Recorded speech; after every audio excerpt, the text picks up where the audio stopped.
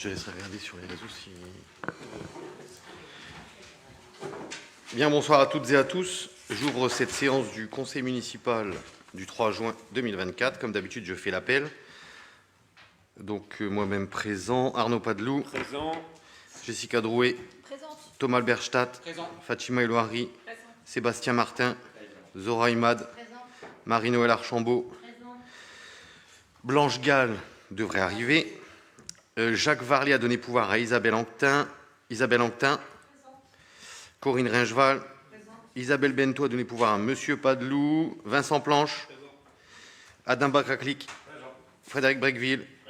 Guillaume Chabrier. Emmanuel Avril a donné pouvoir à Zora Imad. Elle arrivera peut-être en retard, mais en tout cas, elle t'a donné pouvoir en attendant. Joseph Da. Dina Varejao a donné pouvoir à Fatima Elouari. Jeanne Mouton-Godin a donné pouvoir à Thomas Alberstadt. Gisèle Papa. Fabien de Biasi, que je présenterai tout à l'heure, m'a donné pouvoir. Laure Nold a donné pouvoir à Nel Ligo. Lassana Dichan. Nel Ligo. Pierre-Yves Pinchot. Comme d'habitude, chers collègues, je vous fais passer la feuille de présence.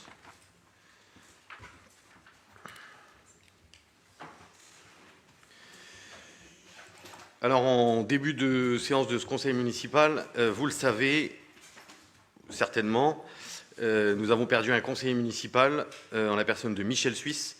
Donc, en son hommage, je vous propose de nous lever et de faire une minute de silence.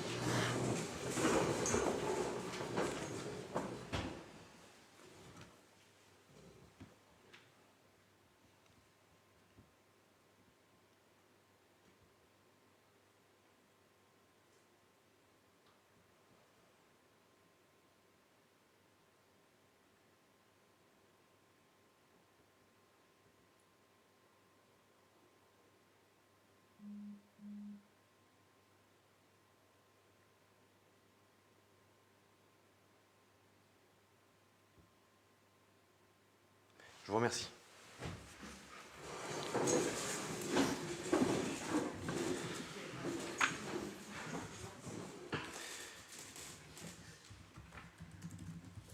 Je réponds aussi à une question orale qui m'avait été posée lors du dernier conseil municipal par la minorité. C'était Madame Noll qui l'avait posée.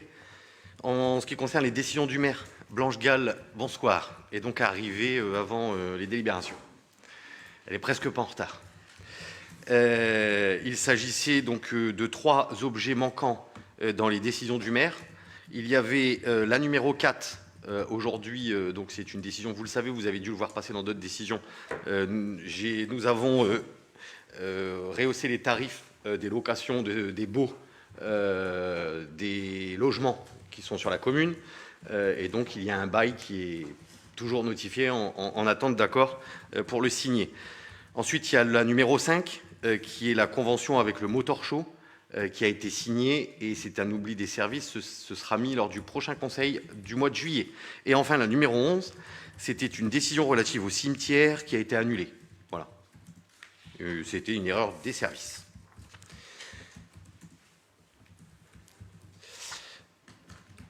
Ensuite, il nous faut un ou une secrétaire de séance. Madame Imad ou Thomas ? Madame Imad pour changer. Pour changer, Madame Imad, ça va à tout le monde. Donc Madame Imad sera donc secrétaire de séance.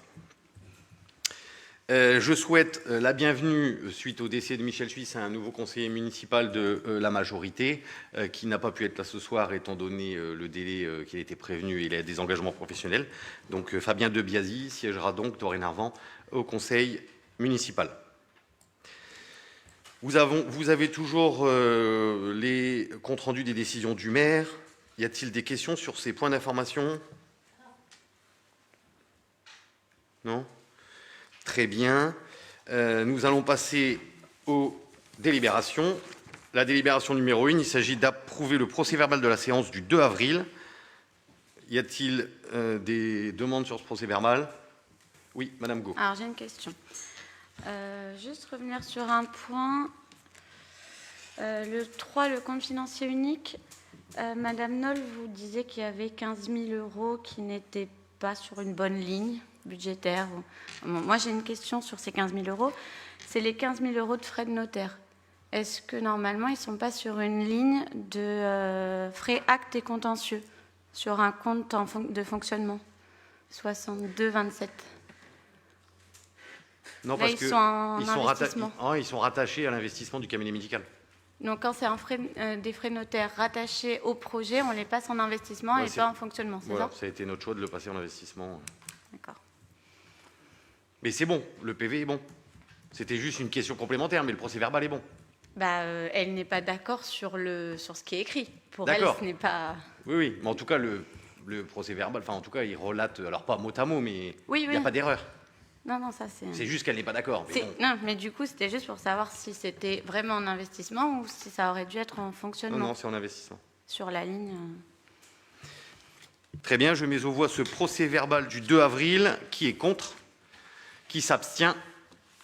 Vote à l'unanimité, je vous remercie. Point numéro 2, il s'agit du procès-verbal du 15 avril. Y a-t-il des demandes de modification sur ce procès-verbal? Je mets aux voix. Qui est contre? Qui s'abstient? Vote à l'unanimité, je vous remercie. Troisième point, il s'agit des modifications du tableau des effectifs pour avancement de grade 2024. Je laisse la parole à Monsieur Padeloup. Merci, Monsieur le maire. Bonsoir à tous. Les tableaux d'avancement de grade au titre de l'année 2024 ont été établis et affichés au titre de cette année 2024. La nomination des agents les plus méritants nécessite la suppression du tableau des effectifs de leur grade actuel et la création d'un poste au grade supérieur. Ces suppressions ont été soumises à l'avis du comité social territorial du 27 mai dernier. Aussi, l'avis des membres du CST est sollicité concernant les suppressions des postes suivants. TEC 002, agent de maîtrise temps complet, Anime 011, adjoint d'animation temps complet annualisé. Considérant le souhait de l'autorité territoriale de nommer des agents éligibles à avancement professionnel, considérant la nécessité de supprimer les postes des agents concernés en vue de leur nomination sur le grade supérieur, il est proposé aux membres du Conseil, article 1, de supprimer les postes suivants de TEC 002, agent de maîtrise temps complet, et Anime 011, adjoint d'animation temps complet annualisé, et de créer, article 2, les postes d'avancement suivants TEC 033, agent de maîtrise principale, temps complet, Anime 022, adjoint d'animation principale de deuxième classe, temps complet annualisé. Et article 3, d'acter une prise d'effet de ces décisions au 1er juillet 2024. Merci, Monsieur Padeloup. Des questions? Bon, ce soir, on a un conseil très... Voilà, c'est très technique, mais il faut y passer. Je vous remercie. Je mets aux voix. Qui est contre cette délibération? Qui s'abstient? À l'unanimité. Merci à vous. Point numéro 4, complet... Ah pardon, je n'avais pas vu. Madame Go et Madame Nold. Abstention. Vote à l'unanimité, merci. Point numéro 4, complément aux droits des places des commerçants. Madame Imad, je vous laisse rapporter ce point. Monsieur le maire, merci. Bonsoir à tous. Pour rappel, en septembre 2020, le conseil municipal a été invité à se prononcer sur l'instauration de droits de place à destination des commerçants exerçant sur le domaine public communal. Sont concernés les commerçants intervenant sur le marché hebdomadaire, mais aussi les food trucks, commerces ambulants, qui s'installent sur des emplacements dédiés de manière privatiste, soit de façon régulière, soit à l'occasion de manifestations communales. Après 4 ans d'expérience sur ce sujet, il convient d'apporter des compléments à la délibération communale afin de soutenir le commerce de proximité d'une part et la vitalité de la commune d'autre part. Ainsi, concernant le marché hebdomadaire, le constat est dressé d'une difficulté des commerçants à consolider leur activité. Il est donc proposé d'encourager l'arrivée de nouveaux professionnels en offrant la gratuité de leur remplacement sur les 4 premiers jours de présence. Pour plus de lisibilité, il convient en outre de préciser que la facturation du droit de place est calculée en tenant compte de la présence effective de chaque commerce. Le tarif pratiqué n'a lieu d'être modifié, soit 5 € par jour par commerce, comme actuellement. Par contre, concernant les commerçants ambulants, food truck, qui occupent une place dédiée de manière régulière, il convient de préciser que la facturation est effective dès lors que le droit de place leur est accordé. Le tarif appliqué se calcule donc à l'année, après retranchement de 5 présences correspondant à un droit à congé annuel de 5 semaines. Cela correspond par exemple pour une présence par semaine à 235 € pour une année pleine. Concernant les commerces ambulants, food truck, qui s'installent à l'occasion d'un événement festif, il est aussi proposé d'autoriser Monsieur le maire à décider de l'application ou non du droit de place, selon l'importance de l'événement. de l'événement. En effet, si certains événements sont fortement fréquentés et donc rentables pour ces commerces, leur présence est parfois sollicitée par le service festivité afin de générer un engouement dans le cas d'un nouvel événement ou d'une manifestation habituellement peu fréquentée. Dans ce cas, la présence de ce commerce peut s'avérer peu voire non rentable, mais répondre à une attente de la municipalité. Considérant qu'il convient d'apporter des précisions et compléments à la délibération précipitée pour soutenir le commerce de proximité et la vitalité de la commune, il est proposé au conseil du membre du conseil, article 1, la délibération numéro 2020-43 du 14 septembre 2020 est complétée par les articles suivants. Article 2. Concernant les commerces existants sur le marché communal hebdomadaire, il est appliqué la gratuité de leur emplacement sur les 4 premiers jours de présence. Il est précisé que la facturation du droit de place est calculée en tenant compte de la présence effective de chaque commerce. Article 3. Concernant les commerces ambulants food truck qui occupent une place dédiée de manière régulière, il est précisé que la facturation est effective dès lors que le droit de place leur est accordé. Le tarif appliqué se calcule donc à l'année après retranchement de 5 présences correspondant à un droit de congé annuel de 5 semaines. Cela correspond par exemple pour une présence par semaine de 235 € pour une année pleine. Article 4. Concernant les commerces ambulants food truck qui s'installent à l'occasion d'un événement festif, Monsieur le maire est autorisé à décider de l'application ou non du droit de place selon l'importance de l'événement. Sa décision est communiquée au Conseil. Merci Madame Ida. Monsieur Pinchot, vous avez une Oui, question. j'ai une curiosité à demander. C'est en ce qui concerne ceux qui consomment de l'électricité et de l'eau. Est-ce qu'ils sont refacturés par la mairie? Parce qu'apparemment, ils se branchent sur un... Non, c'est la facturation, c'est 5 €, c'est par rapport, ça englobe D'accord. le tout en fait. Ok, merci. D'autres questions sur cette délibération? Je mets aux voix. Qui est contre? Qui s'abstient? Vote à l'unanimité. Merci à vous. Point numéro 5. Convention de remboursement de frais d'électricité avec la communauté urbaine Grand Paris Sédéoise. Monsieur Padeloup, c'est à vous. Merci, monsieur le maire. Donc, pour rappel, la création de la communauté urbaine GPSO a emporté transfert de compétences en matière d'éclairage public. En 2016, compte tenu de la création de cette intercommunalité de manière précipitée et non préparée, la commune de Mézières-sur-Seine a continué à exercer les compétences transférées avec un remboursement régi par une convention de gestion qui a pris fin au 31 décembre de l'année. Or, il s'avère qu'un compteur électrique dédié à l'éclairage public a continué à être pris en charge jusqu'en 2020 par la commune en lieu et place de GPSO. La commune a donc émis un titre de recette pour en demander le remboursement en avril 2022. Pour répondre à cette demande légitime formulée par ailleurs par d'autres communes qui sont dans la même situation, GPSO propose la signature d'une convention de remboursement des frais engagés. Pour le point de livraison concerné, le montant à percevoir représente 1 878,19 €. Il est donc proposé d'approuver la signature de cette convention permettant à la commune de récupérer le montant de ces paiements. Considérant que la commune de Mézières-sur-Seine a continué à payer les factures émises par le fournisseur d'électricité Total Direct Énergie pour le point de livraison situé 1 rue des Fourneaux pour les années de 2017 à 2020, considérant que ce point de livraison relève d'une gestion communautaire, considérant qu'il convient donc de demander à la communauté urbaine le remboursement de ces sommes indûment versées, il est proposé aux membres du Conseil d'approuver la convention de remboursement de frais d'électricité avec la communauté urbaine GPSO pour la prise en charge des factures payées par la commune sur le point de livraison situé 1 rue des Fourneaux en domaine public communautaire pour les années 2017 à 2020. Donc il s'agit d'une régularisation et c'est GPSO qui nous devra les 1 800 €. Des questions? Je mets aux voix. Qui est contre? Qui s'abstient? Unanimité. Merci à vous. Quelques modifications sur le règlement des services enfants-jeunesse pour l'année 2024-2025. Madame Éloiry, je vous laisse la parole. Bonsoir, monsieur le maire. Bonsoir à tous. Alors, le règlement enfance-jeunesse a été mis à jour en vue de son application à compter de la rentrée de septembre prochain. Les principales modifications portent sur, d'une part, l'augmentation des tarifs de la restauration pour tenir compte de l'inflation, de la création d'un tarif de modalité de fréquentation pour un invité à l'EJM, de l'instauration de majoration en cas d'inscription hors délai, de la création d'un tarif pour les activités accessoires de type atelier parents-enfants, par exemple. Le règlement sera effectif au 2 décembre 2024. Considérant qu'il convient de mettre à jour le règlement des services enfance-jeunesse à compter de la rentrée scolaire de septembre 2024, il est proposé aux membres du Conseil d'approuver le règlement intérieur enfance-jeunesse en vigueur à compter du jour de la rentrée de septembre 2024. Merci. Qui a des questions sur ces modifications de règlement? Très bien, je mets aux voix. Qui est contre? Qui s'abstient? Monsieur Adichan s'abstient. Vote à l'unanimité. Je vous remercie. Point numéro 7, vente de parcelles communales à Monsieur Daniel Cacheux. Je laisse la parole à Madame Drouet. Merci, Monsieur le maire. Bonsoir à tous. En effet, par mail en date du 6 mars dernier, M. Daniel Cacheux, qui est exploitant agricole sur la commune, s'est porté acquéreur de parcelles communales sur lesquelles il exerce actuellement. Les 17 parcelles suivantes sont ainsi visées par sa demande. Il s'agit de la B176 372, L314, K479, L303, A30 et 31, E35, B45 200, F922 et 935, L801, 803, 860, 862, 874.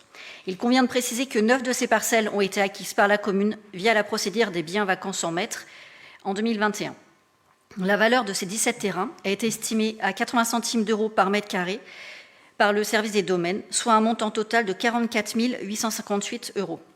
Pour information, le bail sur la totalité de ces parcelles représente une recette de fonctionnement annuelle de 990 euros. La requête de M. Cacheux mérite en effet une attention particulière, compte tenu du fait qu'il a accepté de se démunir de plusieurs parcelles dans le cadre des aménagements de protection du quartier du 8 mai 45. Cette demande semble donc à la fois légitime et en concordance avec nos objectifs municipaux de préservation des terres agricoles. Néanmoins, il est proposé de ne pas inclure 5 de ces parcelles dans cette vente, compte tenu de leur intérêt éventuel pour la commune à ce stade. Ainsi, la cession proposée porte sur 12 parcelles, d'une surface totale de 40 057 m², pour une valeur de 80 centimes d'euros par mètre carré, soit un montant total de 32 045 060 centimes. Considérant que cette demande ne remet pas en cause la destination de ces terres à vocation agricole, considérant par ailleurs que M. Daniel Cacheux a accepté de réduire son patrimoine foncier pour permettre la réalisation d'aménagements de protection des habitants du quartier du 8 mai 45, considérant par conséquent qu'il convient d'accéder favorablement à sa demande lui permettant de se reconstituer un patrimoine foncier, considérant cependant que plusieurs de ces terres doivent rester d'intérêt communal, il est proposé ce soir aux membres du Conseil d'approuver la cession des parcelles communales listées ci-dessous au profit de M. Daniel Cacheux, c'est-à-dire la B176 372, la L314, les A30 et 31, les B45 et 200, la F935 et les L801, 803, 862 et 874. Article 2, de fixer le montant de cette cession à 80 centimes d'euros par mètre carré, soit un total de 32 045 et 60 centimes, euros. Et article 3, de préciser que les frais de notaire et autres frais divers nécessaires à la réalisation de cette cession seront aux frais de M. Daniel Cacheux. Merci. Madame Drouet, des questions? J'avais une petite question, Monsieur le maire. Je voulais savoir combien rapportaient ces terrains à la location? Alors, c'est dans la délibération 990 euros par an. Donc, il faut de très nombreuses années pour avoir un retour sur investissement à hauteur de 32 000 euros.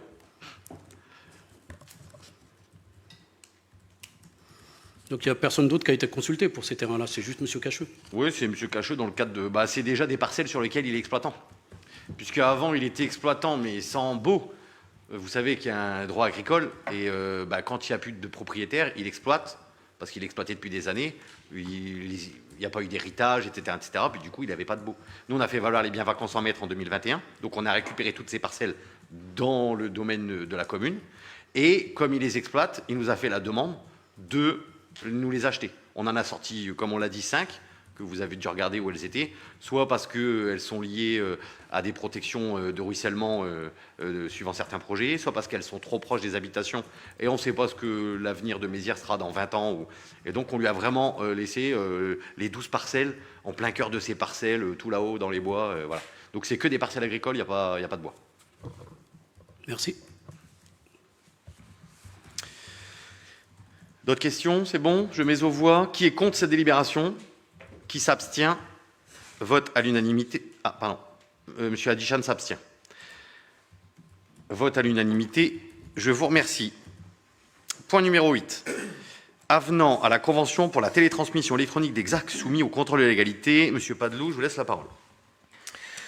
Depuis 2012, la commune transmet ses actes administratifs au contrôle de légalité par voie de dématérialisation. Ce mode de fonctionnement est régi par une convention et ses avenants successifs. Du fait de l'adhésion de la commune à AGEDI, le changement d'opérateur de télétransmission doit être acté au sein d'un nouvel avenant. Considérant que la commune a adhéré au syndicat mixte ouvert AGEDI par délibération numéro 2024-007 du 6 février dernier, en portant changement d'opérateur exploitant le dispositif de transmission des actes par voie électronique, considérant dès lors qu'il convient d'acter de ce changement dans un nouvel avenant à la convention de télétransmission des actes soumis au contrôle de légalité, il est proposé aux membres du Conseil d'approuver l'avenant numéro 4 à la convention pour la télétransmission des actes soumis au contrôle de légalité et d'autoriser Monsieur le maire à le signer. Merci, Monsieur Padeloup. Des questions? Une délibération technique. Je mets aux voix. Qui est contre? Qui s'abstient?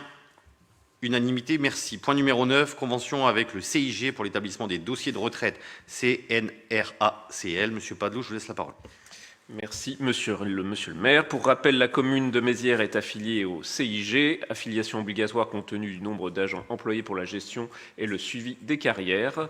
Le CIG propose également des missions facultatives dans des domaines nécessitant une technicité particulière.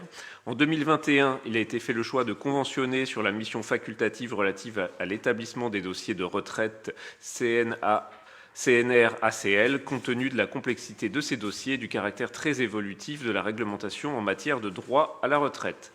Cette convention s'est achevée en mai de cette année. Aussi, il est proposé de la renouveler pour une durée de 3 ans. Il est précisé que la facturation du CIG n'intervient que si le service RH de la mairie le saisit d'un dossier en particulier. Ainsi, sur les 3 dernières années écoulées, la commune n'a jamais été facturée, le service n'ayant pas eu besoin de confier de dossiers complexes au CIG. Ce service est facturé à hauteur de 46,50 € l'heure pour les communes de notre strate. Ainsi, la collectivité met en œuvre les moyens pour garantir la bonne gestion de ces dossiers sans créer une surcharge néfaste pour le service en interne. Considérant que ce projet de convention permettra à la commune d'assurer une instruction des demandes de départ à la retraite de ses agents communaux en toute sécurité juridique dans des délais normaux d'instruction et sans créer de contraintes pénalisantes pour la continuité du service ressources humaines de la commune, il est proposé aux membres du Conseil d'approuver la convention avec le CIG de la Grande Couronne Île-de-France relative à l'établissement des dossiers CNRACL pour le centre de gestion à compter du 25 mai 2024 et d'autoriser Monsieur le maire à la signer. Merci, Monsieur Padeloup. Des questions? Je mets aux voix. Qui est contre? Qui s'abstient? Vote à l'unanimité. Merci. Point numéro 10, c'est moi qui le rapporte. Il s'agit d'un point indemnité des élus. Du fait du décès de Michel Suisse et de la prise de fonction de Monsieur de Biasy, il convient de mettre à jour le tableau d'attribution des indemnités des élus. Considérant la volonté d'accorder une délégation de fonction à Monsieur de Biasy pour succéder à Monsieur Suisse dans les missions qui lui étaient confiées. Donc, Michel Suisse avait une délégation et Monsieur de Biasy reprend la même. Considérant la nécessité de mettre à jour le tableau de répartition des indemnités dévolues aux maires, adjoints et conseillers délégués, on remet le tableau. Donc, Monsieur de Biasy aura la même indemnité que Michel Suisse, à savoir 1,3%, ce qui fait 50 et quelques euros. Voilà, de rappeler que les indemnités de fonction seront automatiquement revalorisées en fonction de l'évolution valeur du point d'indice et de préciser que cette mise à jour n'emporte aucune modification de l'enveloppe globale des indemnités inscrite au budget primitif 2024 puisqu'il s'agit de remplacer un élu par un autre. Des questions? Je mets aux voix. Qui est contre? Qui s'abstient? Madame Nold, Madame Gau, Monsieur Adichan. Abstention. Merci à vous. Point numéro 11, demande de subvention au titre du contrat département Yvelines Plus 2023-2025. Pour permettre la réalisation des opérations communales inscrites au mandat, la municipalité a souhaité déposer une demande de subvention auprès du conseil départemental au titre du dispositif de contrat départemental Yvelines Plus. Le contenu de ce contrat a fait l'objet d'échanges avec les services du conseil départemental depuis l'été 2023, au terme desquels 3 opérations ont été identifiées comme éligibles à la participation départementale. Le projet de rénovation thermique des écoles communales, le projet de nouveaux équipements sportifs sur le stade de la Conche, le projet de construction de nouveaux locaux périscolaires à l'école de la Villeneuve. Le montant de ce contrat s'avère supérieur à l'estimation ayant fait l'objet d'une inscription au budget 2024. Par ailleurs, la subvention attendue est supérieure au montant maximal de la délégation donnée au maire en début de mandat, ce qui rend nécessaire une délibération du conseil municipal. En effet, vous le savez, jusqu'à certains montants, je crois que c'est 500 000, je peux demander les subventions que je veux. et je ne suis pas obligé de passer par une délibération. Là, ça excède des 500 000 euros, c'est bien ça, c'est 500 000. Je suis obligé de passer une délibération pour demander au département plus que 500 000. Il est précisé que le conseil départemental a d'ores et déjà annoncé que notre dossier ne passera en délibération pour leur part qu'en 2025. Néanmoins, la commune a déposé une demande de commencement anticipé pour permettre la réalisation de ces 3 projets dès 2024. Considérant qu'une aide peut être sollicitée auprès du conseil départemental des Yvelines à hauteur de 40% du montant hors taxe de l'ensemble des opérations plafonnées à 2 500 000 euros pour les opérations suivantes. La rénovation thermique des écoles communales estimée à 255 000 euros. Les nouveaux équipements sportifs du stade de la Conche estimés à 1,8 million, 1,9 million quasiment. Les nouveaux locaux périscolaires de l'école de la Villeneuve estimés à 350 000 euros hors taxe. Il est précisé aux membres du Conseil, article 1er, d'arrêter le programme définitif du contrat Yvelines Plus 2023-2026 et le montant des dépenses par opération. Le plan de financement et l'échéancier de réalisation figurant au tableau annexé à la présente délibération. Article 2, de solliciter le Conseil départemental des Yvelines les subventions fixées par délibération susvisée. Article 3, de s'engager. Alors, je ne vous lis pas tous les engagements, vous les avez certainement lus. Il y a 2 engagements en lien avec le développement territorial durable. Le 3/4 des engagements sont des engagements de communication pour bien dire que le département, et bien rappeler que le département nous aura aidés. Et puis, sur la mise en œuvre opérationnelle, donc on parle d'échéancier, etc. Y a-t-il des questions sur cette délibération? Oui, Monsieur Pinchot. Moi, j'ai une question sur l'échéance de la délibération prévue du conseil départemental, qui est en 2025. Est-ce qu'on peut commencer des projets avant cette délibération ou est-ce qu'il faut attendre la délibération pour entamer le, en fait, c'est ce pourquoi le lancement des projets? C'est ce pourquoi on le passe maintenant, puisqu'on a demandé au département d'avoir une autorisation de démarrage anticipé des travaux. Parce que vous savez que les opérations citées, on les a déjà mis au budget. Donc, il y a des choses qui vont avancer. Typiquement, la Villeneuve, on a déjà eu beaucoup de subventions sur le périscolaire à la Villeneuve. Le département, ça sera du plus. Mais du coup, on va démarrer cet été. La rénovation thermique des bâtiments, il y a de fortes chances qu'on arrive à le démarrer avant la fin de l'année, après appel d'offres, etc. Le stade de la Conche, il y a des choses qu'on va démarrer aussi cet été. Voilà. Mais le département ne pourra pas s'appuyer sur le fait qu'on a démarré sans les attendre pour refuser la subvention. Non, on va justement, suite à la délibération, avoir un accord du département pour démarrer les travaux. C'est bien ça. On l'a déjà demandé. On l'a déjà demandé. Donc on l'aura, en tout cas on ne démarrera pas les travaux sans avoir ce document. C'est bon? Ça se fait souvent. Quand on a demandé le fonds de concours, par exemple, à GPSO, il fallait qu'on achète le cabinet médical, on a demandé 350 000 euros à GPSO. La présidente de la CU nous a fait un courrier disant qu'elle autorisait, parce que la commission, c'était genre 3 mois après, elle nous a fait un courrier stipulant qu'elle accordait qu'on puisse, non pas démarrer les travaux pour le coup, mais acheter avant la commission. Là, ça va être la même chose. Le département va nous accorder l'autorisation de démarrer les travaux. Et on ne prend pas des risques quand même à prendre des décisions avant d'avoir les subventions? Les vrais risques qu'on a aujourd'hui, c'est surtout sur le stade de la Conche, où il y a les plus gros montants. Puisque sur la rénovation thermique, on a déjà eu 2 subventions accordées. Il me semble qu'il y a le fonds vert et puis une subvention régionale. Donc le département, c'est vraiment du plus. Et on l'a mis au budget sans subvention du département. Donc ça sera du plus. La Villeneuve, c'est pareil. On a eu 2 subventionnaires. Je crois qu'on a eu une décile et je ne sais plus quoi. C'est du plus aussi. Le vrai sujet, c'est le stade de la Conche. Donc c'est pour ça qu'au vu des subventions qu'on a, on va démarrer les travaux au stade de la Conche, mais on va les faire sur 2 années. On va le lisser. Donc là, il y a l'appel d'offres qui va être lancé. Et on va mettre certains projets en option. De manière à ce que celui qui remporte l'appel d'offres, c'est déjà qu'il aura une tranche ferme, puisque c'est là-dessus on a la plus grosse des subventions. Puis après, il y aura des tranches optionnelles et qu'on va décliner peut-être sur 2-3 ans. Voilà. Pour l'intégralité du projet qui est, comme on l'a mis, à 1,8 million. C'est bon? Je rappelle quand même qu'il y a une commune des Yvelines, Mantes-la-Ville pour ne pas la citer, qui avait un accord du conseil départemental pour un projet et que suite à un changement de majorité à l'issue d'élections municipales, cet accord a été révoqué par le président et par le conseil départemental. Donc ça existe aussi. Hein. Oui, bah après, on est à l'abri de rien. En tout cas, aujourd'hui, on nous propose ça. Du coup, on le passe en délibération puisque je n'ai pas le pouvoir d'aller chercher autant de subventions en une fois. Donc, Je mets aux voix ce point numéro 11, qui est une demande de subvention au département des Yvelines. Qui est contre? Qui s'abstient? Vote à l'unanimité. Je vous remercie. Nous avons terminé pour les points en délibération. Nous devons, avant les questions orales, et j'en ai reçu une de M. Pinchot, nous devons tirer au sort les jurys d'assises. Le nombre d'électeurs à tirer au sort pour la constitution des jurys d'assises 2025 a été fixé à 9 pour la commune de Mézières-sur-Seine, par arrêté préfectoral du 4 avril 2024.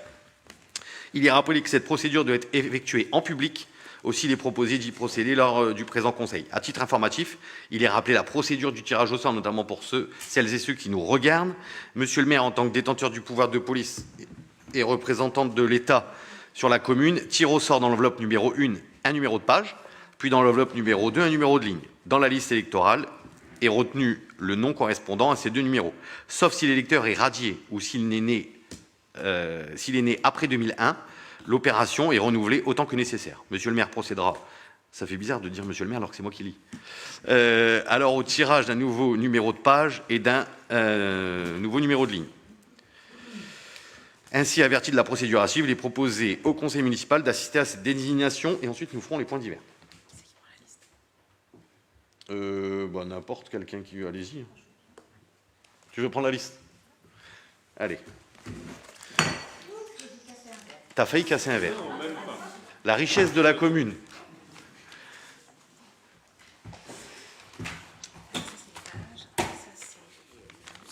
D'accord.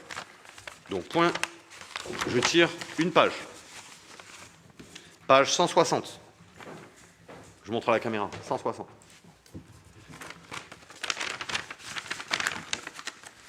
C'est bon? Je prends une ligne. 9. Je remets dedans. Du coup, le nom? Alors, monsieur Génichès Marc, je vais écorcher le nom, qui est né le 2 février 70.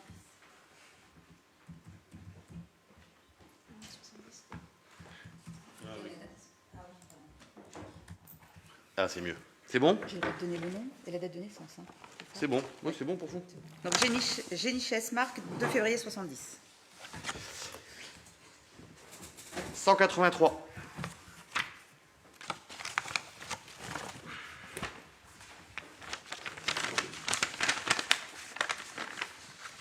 Ça me rappelle le conseil des citoyens. Tu m'avais fait travailler ce soir-là. La une. Alors, Madame Leclerc Valérie, qui est née le 5 décembre 1962.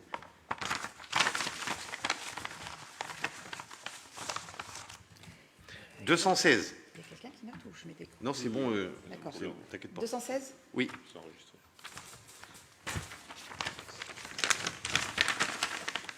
Et ensuite, la ligne 3. Quelqu'un qui est né après 2005. Ah, 2005. Ouais, 2005, donc c'est pas bon. Bon, on recommence. 299. Page 299. Oui.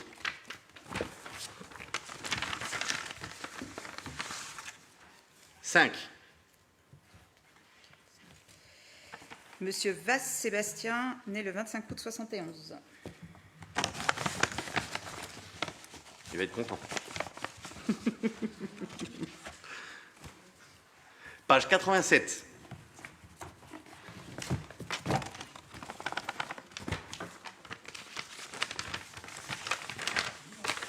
C'est bon. Et ligne 5. Alors, monsieur Delbar Michael, né en 74.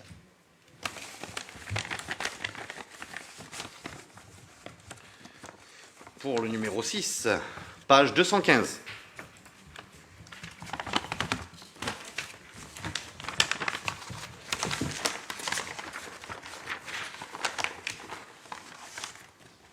Quatre. Madame Mathias Marilyn, née en 73. On a beaucoup de 17s. 201.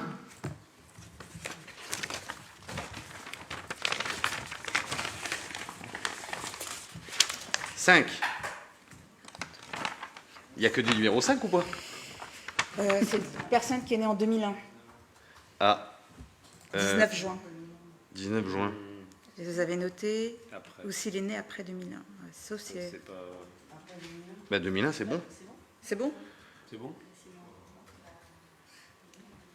Sauf s'il est né après 2001. Oui, après. Après 2001. Donc 2002. Au 1er 2001, janvier. c'est bon.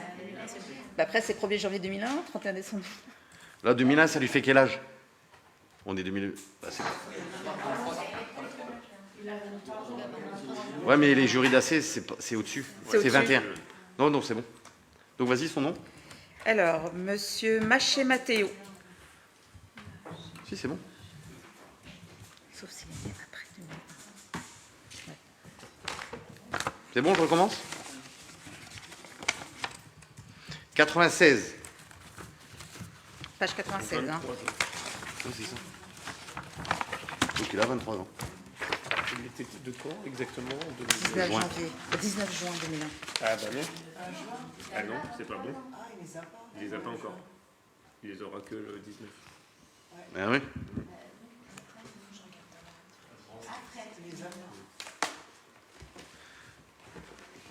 On va en tirer en plus au cas où.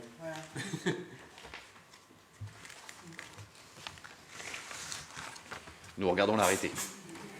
Pause. Publicité. Non, mais tu peux continuer, on verra. On en tirera un de plus. C'est pas Ah, grave. parce que Estelle ne peut pas noter. Ah d'accord, pardon.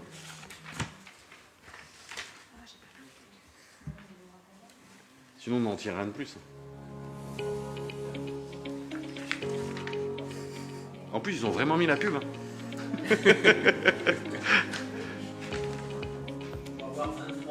Oui. Mais il a 23 ans en juin. Ah oui, Et on va regarder. c'est une décision après.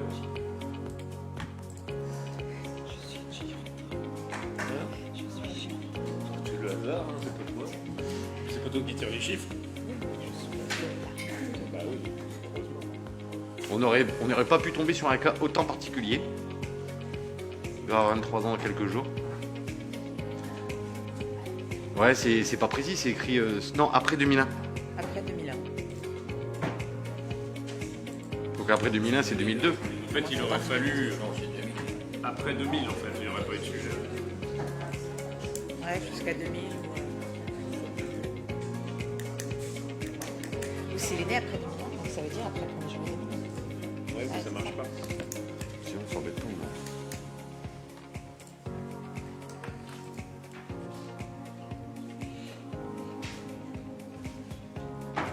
Non, mais on en tire un en plus. Oui, oui. Ce qu'on trouve pas, donc ce qu'on va faire, c'est qu'on va en tirer un en plus. Et on verra si... Ah, non. Né après 2001, né après le 1er janvier 2001. Bah, il est né après le 1er janvier 2001. Au moins 23 ans. Ah, c'est ça. Bon, on en tire un dixième et on verra. Ça vous va? Oui, je suis sur la page 96. Ah, pardon. Là, sur la ligne. Et à la date des faits, donc ouais, c'est pour l'année prochaine le siège qui siégera, donc normalement c'est bon. Oui, il aura 23 ans l'année prochaine. C'est pour ça qu'ils mettent 2001. 4. 1, 2, 3, 4. Bon. Monsieur Dongar Emeric, né en 79. 261.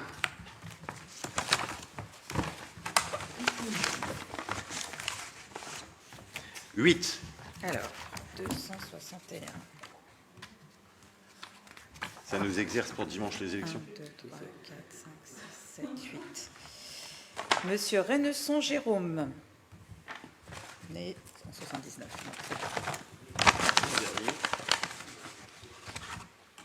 Non, c'est le... Ah non, c'est pas 8. Il en reste 2. Il y en a deux. Par contre, c'est bizarre. Ah, d'accord. Page 2. Page 2. Ah ouais. Ligne 4.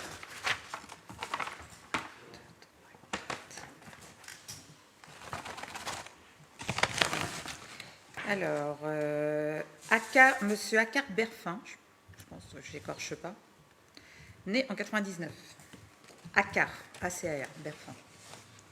Et le dernier.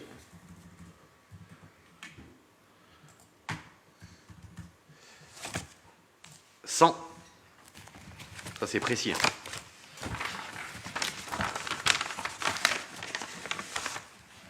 8.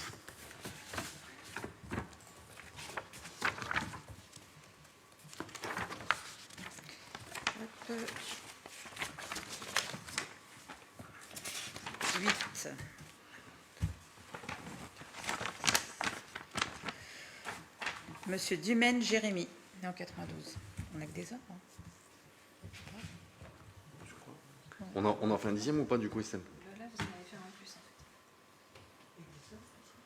La plupart, je crois, il y a 2 dames. C'est bon, donc on en a 10. Comme ça, on en a un au cas où celui de 2021, ça le va.